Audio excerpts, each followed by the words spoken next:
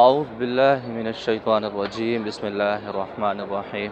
الصلاة والسلام علیکہ یا سیدی یا رسول اللہ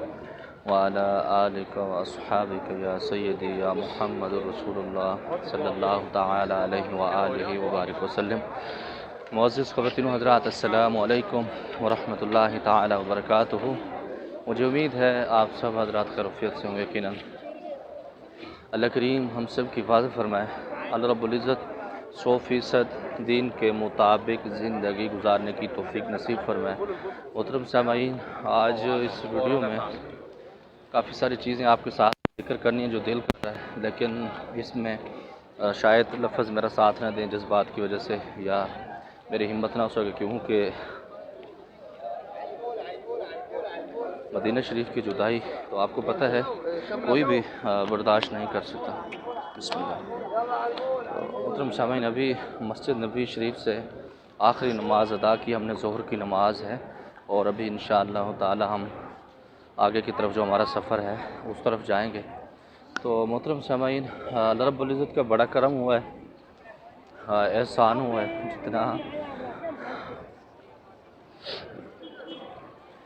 جتنا اللہ رب العزت کا شکریہ ادا کروں، شکر گزار رہا ہوں، بلکہ میں تو یہ سمجھتا ہوں کہ پوری زندگی اگر میں ایک سجدے کے اندر گزار دوں تو اس پار پروردگار کا میں شکر ادا نہیں کر سکتا، کیونکہ اس نے اتنے مقامات دیے ہیں مجھے، اتنی عزتیں دی ہیں، اور لوگوں کے دل میں محبت ڈالی ہے۔ لوگ عزت کرتے ہیں، محبت کرتے ہیں، حالانکہ میں سمجھتا ہوں کہ میں اس قابل نہیں ہوں، میں آپ لوگوں کے ٹائم نہیں دے پاتا، اور نہ ہی آپ کے مسئلے سن پاتا ہوں، نہ اس کو صحیح طریقے سے حل کر سکتا ہوں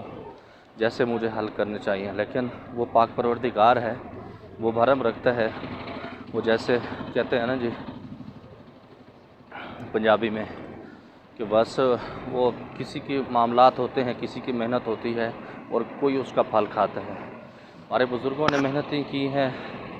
تو اللہ رب العزت شاید اس کا مجھے انعام دے رہے ہیں، کیونکہ حدیث پاک بھی ہے کہ جو آدمی دین کا کام کرتا ہے تو اللہ رب العزت اس کی 7 نسلوں کو باعزت طریقے سے رزق دیتے ہیں۔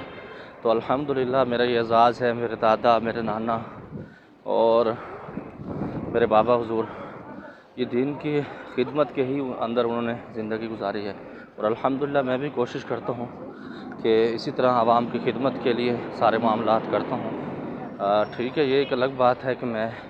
فیس چارج کرتا ہوں، لیکن اس کے اندر میرے جو معاملات ہیں وہ آپ لوگوں کو شاید پتہ نہیں، وہ مجھے پتہ ہے کہ وہ پیسے میں کہاں پر خرچ کرتا ہوں یا کیا معاملات ہیں، اور یہ معاملات مجھے بتانے کی بھی شاید آپ دوستوں کو ضرورت نہیں ہے۔ پھر اللہ رب العزت کا شکر ادا کرتا ہوں کہ اس نے مجھے جوانی کے اندر اپنا گھر، اپنے حبیب علیہ الصلوۃ والسلام کی پاک روزے کی حاضری نصیب فرمائی ہے، اور اللہ رب العزت سے میں نے ایک ہی دعا یہاں پر کی ہے، اس کے علاوہ میں نے کوئی دعا نہیں کی۔ امت کے لیے ضرور دعائیں کی ہیں اور سب کے لیے معاملات کیے ہیں، جتنا لوگوں نے مجھے سلام کہے تھے اور جو دعاؤں کے لیے کہا تھا، تو کچھ کا شاید میں بھول بھی گیا ہوں نام، لیکن میں نے اللہ رب العزت کی بارگاہ میں پیغام دے دیا کہ یا اللہ، آپ تو بخوبی جانتے ہیں، دلوں کے راز جاننے والے ہیں، تو آپ ضرور ان کے جو بھی معاملات ہیں آپ بہتر فرمائیں۔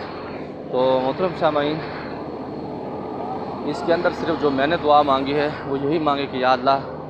میری اولاد کو بھی آپ نے جوانی کے اندر اپنے گھر کی حاضری نصیب فرمانی ہے، اور باادب طریقے سے حاضری۔ اور ایک حدیث پاک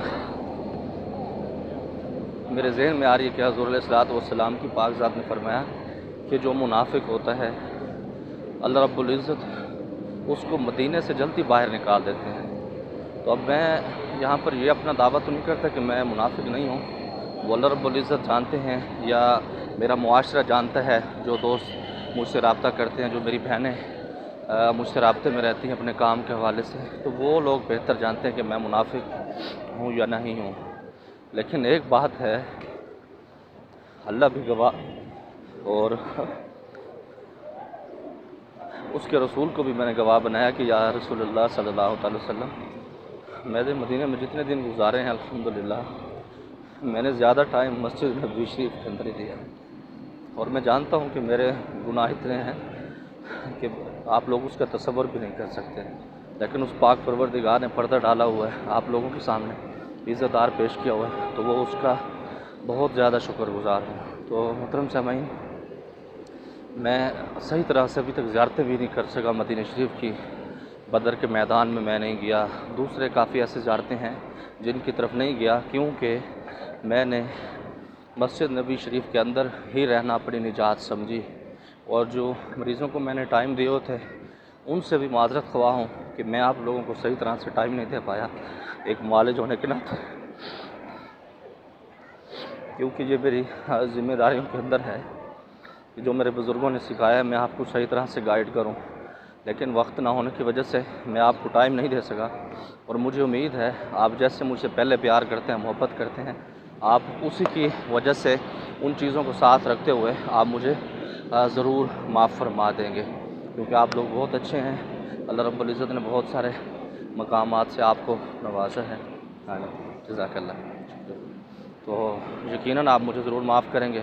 اور جن دوستوں کو میں نے ٹائم دیا ہوا تھا میں نے ان سے معذرت کی، نہیں مل پایا کیونکہ میرے ویزے کا مسئلہ تھا۔ میں نے کوشش بہت زیادہ کی کہ میں اپنے ویزے کو بڑھاؤں، اور بہت زیادہ میں اپنا جو 3 مہینے کا میرا ویزا تھا اس کو مکمل کروں، لیکن ایجنٹ کی طرف سے صحیح رسپانس نہیں مل پایا۔ تو جن دوستوں کی، جن بہنوں کو میں نے یہاں پر سعودی عربیہ میں ٹائم دیے ہوئے تھے، تو ان سے بھی بہت زیادہ معذرت خواہ ہوں کہ میں اس قابل نہیں تھا۔ یہ اللہ رب العزت کی طرف سے ہوتا ہے نا، جتنا آدمی کا دانہ پانی ہوتا ہے تو آدمی اتنے دن ہی وہاں پر قیام کر سکتا ہے۔ تو محترم سامعین، آخر میں چند باتیں ایسی کہ میں اپنے گناہوں کی اقرار کرتا ہوں کہ جس طرح سے مجھے یہاں پر پابندی کرنی چاہیے تھی اپنے اعمال کی، اپنے ورد و وظائف کی، یا خاص طور پر درود و سلام کی، کہ یہ وہ عبادت ہے، اس سے میں اگر آپ دکھلاوے کے لیے بھی کرتے ہیں تو اللہ رب العزت اس کا بھی اجر آپ کو عطا فرماتے ہیں۔ تو محترم سامعین، بس وہی ہے، میں اپنے کیے پر شرمندہ ہوں اللہ رب العزت کی پاک بارگاہ میں، اور اللہ رب العزت مجھے ضرور معاف فرمائیں گے، کیونکہ جس سے نسبت ہے میری نسبت وہ پاکیزہ ہے۔ تو وہ کہتے ہیں نا جی، میں لج پالاں دے لڑ لگی ہاں میرے تو غم پرے رہندے۔ تو محترم سامعین، وہ دوسرے میں کہتے ہیں میں نوا میرا مرشد اچھا، میں خود بالکل گھٹیا ہوں، اس قابل نہیں ہوں، لیکن الحمدللہ جن کا ہاتھ میرے سر پر ہے وہ بہت اعلیٰ لوگ ہیں، بہت پاکیزہ لوگ ہیں، اور اللہ کے وہ محبوب بندے ہیں۔ اللہ رب العزت کا بہت شکر گزار ہوں کہ اللہ رب العزت نے یہاں پر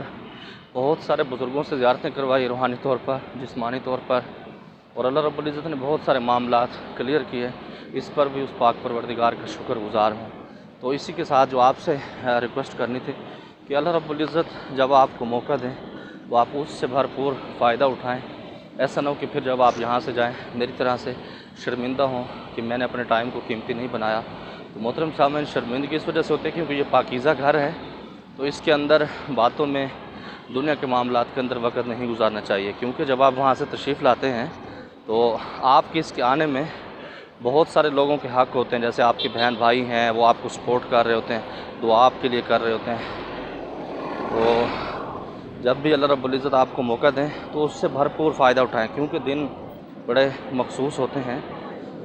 آدمی کو پتہ بھی نہیں لگتا اور وہ وقت آپ کا گزر جاتا ہے۔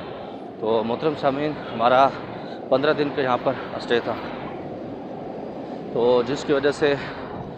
پھر اس کے بعد کیونکہ جو آتا ہے اس نے جانا ہوتا ہے، بہت ساری دعائیں کی ہیں کہ ہمیں یہاں پر مسافر بن جائیں، میں بن جاؤں مدینے کا مسافر۔ تو یقیناً میرا رزق پانی یہاں پر ختم ہو چکا ہے، تو بس وہی اینڈ پر میں بہت ساری غلطیاں کرتا ہوں، آپ لوگ مجھے معاف کرتے ہیں، مجھے محبت کرتے ہیں، عزت دیتے ہیں، آپ کا بہت زیادہ شکر گزار ہوں۔ اور جن دوستوں کے کام میرے پینڈنگ میں ہیں تو الحمدللہ وہ میرے ریکارڈ میں ہیں، میں اس کو بھولتا نہیں ہوں، میں اس کو نمٹا رہا ہوں۔ اور ایک عادت یہ بھی ہے کہ جس سے میں فیس چارج کرتا ہوں تو اس کے کام کو فوراً نمٹانے کی کوشش کرتا ہوں، لیکن یہاں پر جو معاملات تھے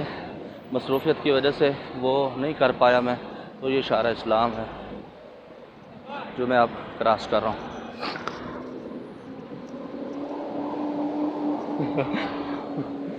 جزاک اللہ، جزاک اللہ، یہ اس بھائی نے ہنسا دیا، اللہ اس کو خوش رکھے، شکراً شکراً شکراً، یا مرحبا۔ تو یہ نانا جی کا شہر ہے، اس میں بہت زیادہ لوگ محبت، اس نے گاڑی روکی اور مجھے سپورٹ کیا، جیسے آدمی کسی کو ویلکم کرتا ہے. تو یہ ان کی محبت ہے، یہ بڑے لوگ ہیں، بڑا پن ہے ان کا، ہم اس قابل نہیں. بس وہی دعا میں یاد رکھیے گا. جو باتیں میری آپ کو بری لگی ہیں ان کے لیے معذرت خواہ ہوں، آپ دل سے مجھے معاف فرمائیں گے انسان ہونے کے ناطے. تو ابھی انشاءاللہ تعالی آج میں جو اگلے میرے سفر ہیں تو وہ میں طے کروں گا. جیسے کہ میں نے آپ کو بتایا تھا کہ میں اپنے گروپ سے بھی بچھڑ جاؤں گا، جو معاملات ہیں وہ میں کلیئر کروں گا. اس کے بعد انشاءاللہ تعالی جیسے اللہ رب العزت کی پاک ذات کو منظور ہوگا انشاءاللہ وہی ہوگا جو اللہ رب العزت بہتر چاہیں گے. بس ہمیشہ کے لیے دعاؤں میں یاد رکھیے گا. تو اللہ رب العزت سے دعا ہے کہ وہ پاک پروردگار تمام امت مسلمہ کو یہاں پر بادب حاضری نصیب فرمائے اور بار بار حاضری نصیب فرمائے، کیونکہ یہ امتی کا مقام ہے. یہاں پر جو فرشتے صبح آتے ہیں درود السلام کے لیے، وہ شام کو